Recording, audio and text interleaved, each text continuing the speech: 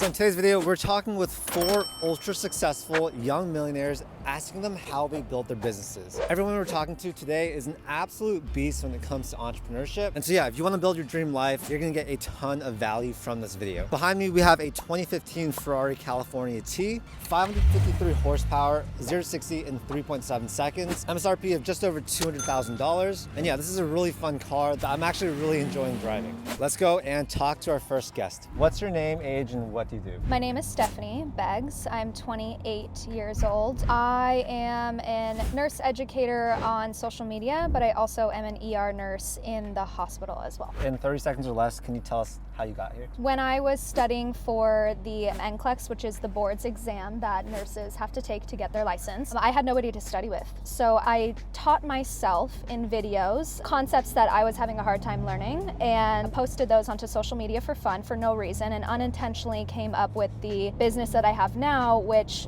essentially teaches nursing students more than just myself. How did you start making content? It started with me teaching myself. I think what matters is the substance that you're putting out there in those videos. It doesn't matter how it's filmed. How'd you get over the fear of putting yourself out there? Constant repetition. I hate talking in front of crowds, which is so weird because that's what I do, for my business, and especially when I talk to universities of nursing students. But I think just the repetition and just kind of putting myself into the shoes of, if I were them, what would I want to hear? And how can I be relatable? I think that gets me over the fear a little bit because I was them. So if you were going to start social media today, what would you do? If anything, maybe just post more what I do in a day so people get more of an insight into my life, because I think that right now at least is huge. Do you have any daily habits that you think everyone should be doing? A big habit is to get up early. When I wake up, I eat breakfast. I talk to my team, usually first thing in the morning, because then it kind of sets the day of what I need to do that day. What are the toughest parts about being an entrepreneur? Your friends and your family might sometimes not understand what it takes to run a business.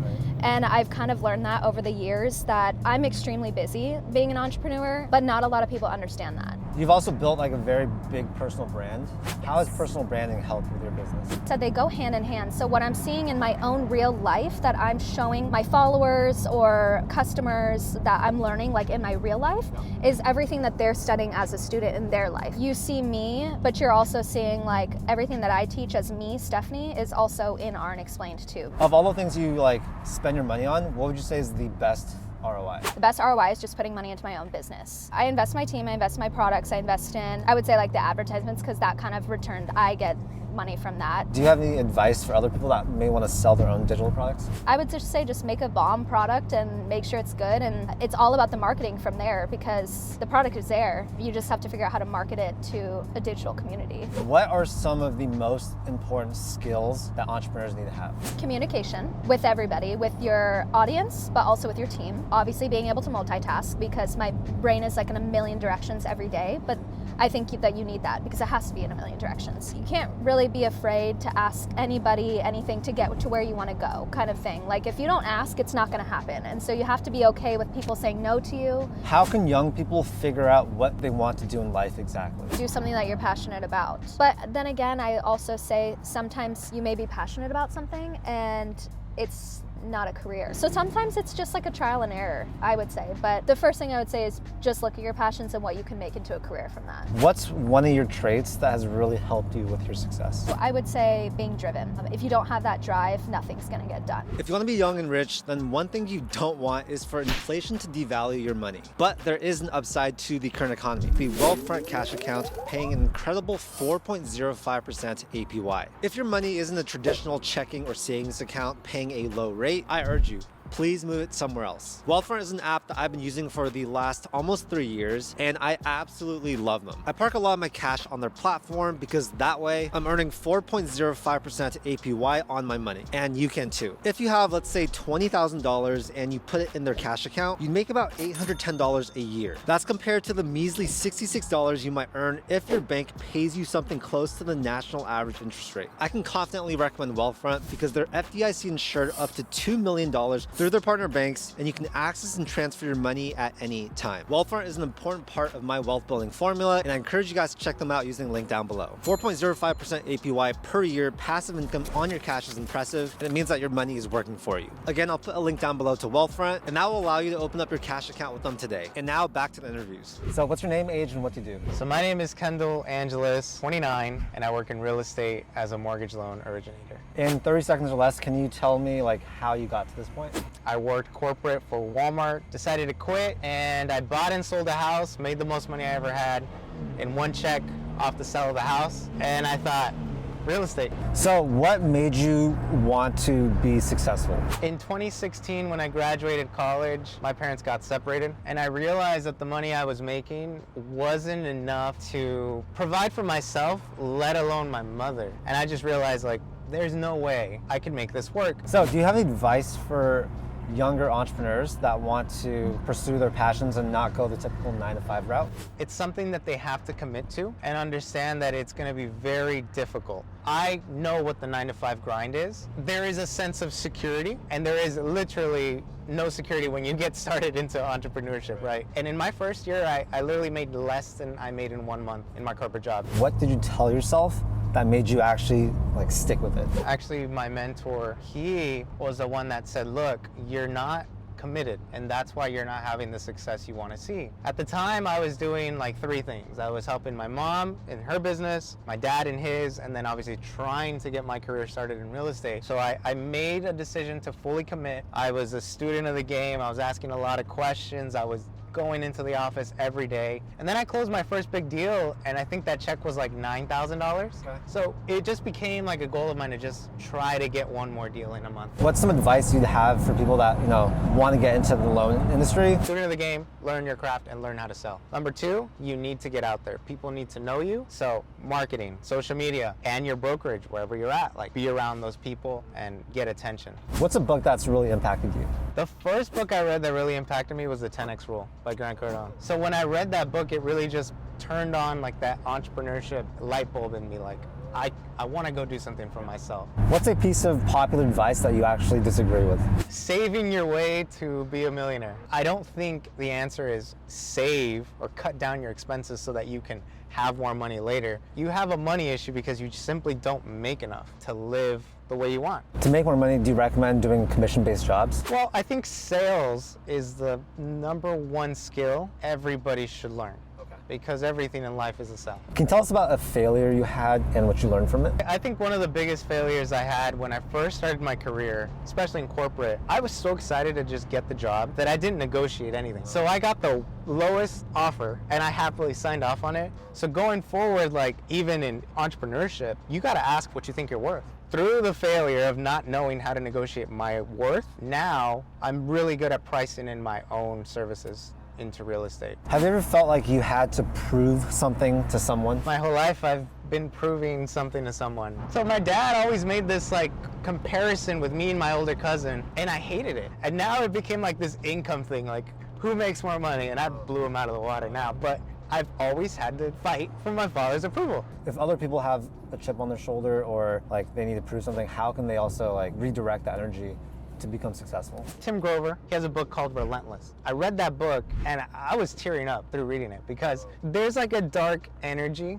that you can redirect and use to give yourself the fuel. I never understood how I used it, but reading that book really helped me understand myself. So you have a very unique car, and I know we've talked about this before, like using cars to like get attention and stuff. Can you tell us how you did that and like how it actually has worked out for you?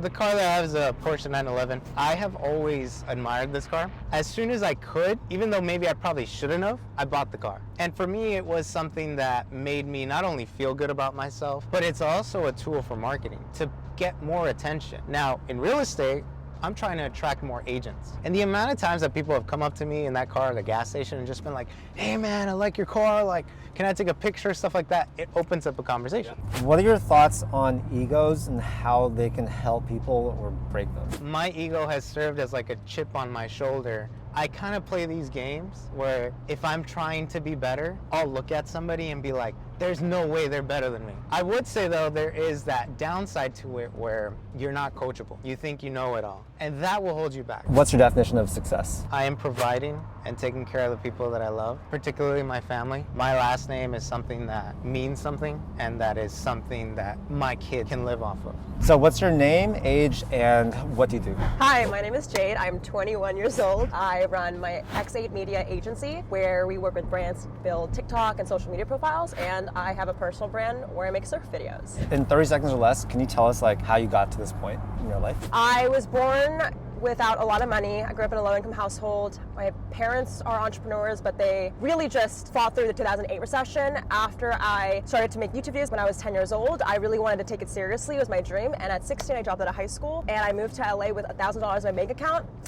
And yeah, I know, you can't do that in LA. That's crazy. But I guess the word I would use is I really finessed, I worked hard, and I got my first client at 16. Everything else was history. How'd you have so much confidence? I think I was a little bit delusional. I think that when I was starting out, like I watched a lot of entrepreneurs. This was like 2016, 15, where like, and I think I got in this group chat called Young Hustlers with the $sign. It's pretty cringy, but that really kind of allowed me to meet other young delusional people. I just kept repeating and failing, and I think over time that kind of brought confidence because I knew like no matter how many times I fall, I'll get up. Give me like 3 pieces of advice that makes a good entrepreneur. So the first one, in terms of being curious, is if you want to learn, you have a very open mindset, right? However, if you set a goal like, I want to make $1 million tomorrow, your mindset's very closed-minded, very ambitious, but it can be very hard to give yourself forgiveness if you don't hit your goal. But if you're curious, you can't fail. So just be curious. I think the second thing is obviously Gary Vee says this with patience. I mean, when you have months where you're making money, be humble. When you're having months where you have zero money and you're like struggling, give yourself the confidence. Like, and the last thing, that my favorite one, is just compassion. Like, say you have a problem with finding your value in yourself and not your brand deal or the $sign, you might one day struggle with being able to push through lower income months. And you just have to give yourself that compassion. And for everyone, it's different. In terms of lifestyle, what do you think is the optimal lifestyle for an entrepreneur? Like, you don't work 24/7, which is amazing. I used to do that. Obviously, when I was grinding out my first 15, 16, 17, 18, I was definitely in that mindset. And I think that's necessary. I think the first few years you have to grind. But the thing people don't talk about is what happens after. I didn't know this, but once I made over 200K, I should have realized that's enough. Now I'm at the place 2023 and 2022 was huge years of balance. So my whole mindset is I work as fast and productively as I can, so the whole day I can just chill out. Do you have any tips for being more productive? So I always set 3 things professionally I want to do a day and 3 things personally. So what I do is I'm not going to do the personal things until I finish the professional. How do you invest your money? Every time I get a paycheck, 20% straight into another account. So I use like a high yield savings account. I use an Ally Bank. It could be anything. I usually do $500 a month in crypto. Recently, I've just been doing a little bit of angel investing, whether that's my friend's project or, I mean, I like crypto, so it's usually in tokens. But other than that, I invest in my own business and myself, and that for me is what works. What's been the best ROI spending your money? For me, it's my camera. You know, like my Sony A7R II, love that baby, has gotten me to 1 million views on YouTube, my first AdSense check, my first client. I mean, investing can be equipment, it can be yourself. What's a popular piece of advice that you actually disagree with? I disagree with the fact you need a niche on YouTube to be successful. I think this is the case if you want to make a lot of money, yes, but I don't think you need to build a community for that. I don't think I agree with you need to hustle and grind to be successful. Like I said, I think it's necessary in the beginning, but not forever. And the last thing is, I mean, more money doesn't make you happy. But I think what people get caught up in is like, if I don't make $1 million, I'm not successful. That's the problem. It's like, yes, you are successful and you have bigger goals. It doesn't have to be, you know, once you hit a certain number. I think if you can pay your bills and support yourself and love the people around you, you're successful, you know? For people that are just starting off with entrepreneurship, like what type of timeline should they expect to see? I always tell people who want to be YouTubers, your first 100 videos, it will have no views unless you get viral, which is possible. So don't care about the first 100 videos. If you're running a business, I would say the same thing but in years. Like, don't care about the first year of business. Don't care about how much money you make. Keep finding your product market fit. Just expect the first beginnings to suck, but you gotta love it. You can either find a friend group to make it a little bit more tolerable, make it fun for yourself, but expect also a really hard time. What's your best trait that helps you be successful? I don't take myself seriously. It's because I'm goofy. I have a tendency. I think I'm funny. I think that's what makes me successful because I am super chill in meetings. I think it comes across as confident, but I think the thing that's likable is this whole industry is very uptight. Like, I'm just vibing. What's your name, age, and what do you do? My name is Nick Shackelford. I am 32 years old. I do a lot of things in the digital world. So we have an agency we have a design and editing team, and then just for fun, we have an in-person event company. In 30 seconds or less, can you tell us like how you got to this place? In 2017, I was selling fidget spinners online, and I realized that I could make a lot more money than just like trading time for money. How do you make money from your companies? So right now, I would say it's the traditional client service relationship, because on the agency side, we do as much as we can, whether it's email, whether it's SMS, whether it's paid media, whether it's Facebook, you name it. And then on the editing side, which is something that kind of came out of the pandemic. How did you learn all your skills that you have today? So this happened out of necessity, because the first time I was doing any sort of work was I was playing soccer and I was coaching, and all I can do is train and coach the people in front of me. And I didn't really have a wider message or a net. I posted a couple videos on YouTube of what I did and how I did it, and I started educating. So that taught me, I was like, wow, if you have a product or a piece of content that's valuable enough, people will spend their time, which eventually will turn to money if they trust you long enough. Now I just gotta find the thing to sell. Why are you getting so many tattoos and like? It's a very good question. It's a very, I mean, it looks sick. I don't know if you guys can see, but. Every time I hit like a financial goal in my life, I marked it with a tattoo. So like, when I look at it, I can be like, okay, this is when I crossed my first $1 million month. This was when like my dogs was when I crossed 500,000 a month. Like all these goals, right? Eventually, I hit this number that I go, I don't really necessarily have to do too much work unless I want to. Right. And so that was the goal that I promised myself when I was 16. That is, if I hit the goal that I promised myself that I know I need, I will cover my entire body. Do you do a lot of self-improvement stuff? Every year I have a $25,000 personal business investment fund that I put aside for myself. And this is for ongoing education. This is for courses, masterminds. And I think that's extremely important, because sometimes we are in as you know we're in a very close circle of high performers or people that we respect and value.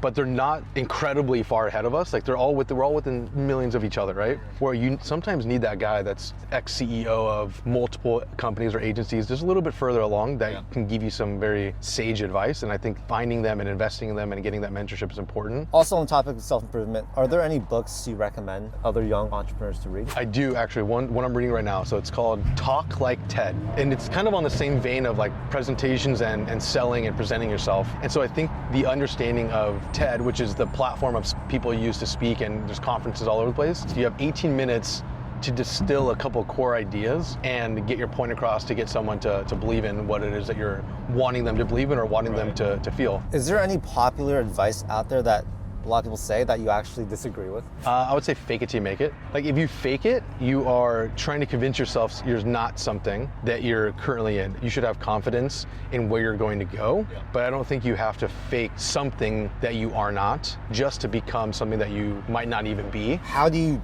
take such massive action? If you overthink it, the research phase of what you're doing oftentimes is not as good or as your gut reaction to the initial thing. Okay. And so if the more action you take, you just build this reps of confidence of go, build, act. One of my mentors, his name is Cody, he goes, this is who I am, this is what I do. And I think that phrase of, if you're gonna say you're gonna do it and you're not gonna do it, then you're not that person, you don't hold your word. Speaking of mentors, how do you find a mentor? I would say that like a tactical way of doing it, someone that you look up to on LinkedIn or Twitter or Instagram, I would cold outreach to them. And if you don't have anything to offer, it's kind of difficult to convince them to take you under their wing or begin to mentor you. So I'd come with like very concise questions, and you have like very specific questions that shouldn't take more than 2 minutes to answer, and it shouldn't take them more than a week to like look back. If you can be specific enough to the questions, most people will respond. Why do you do early morning workouts? How's that benefited you? People talk about stacking your wins. I think that's my stacking of the win, because I know the way that my body operates, I get 7, 8 p.m. and I'm done. My brain is fried, but I know my first couple hours are really, really strong. I got to do it first. So that's the mental side of things. The practical side is anything midday, you're East Coast, you have Europe, and you have the rest of the team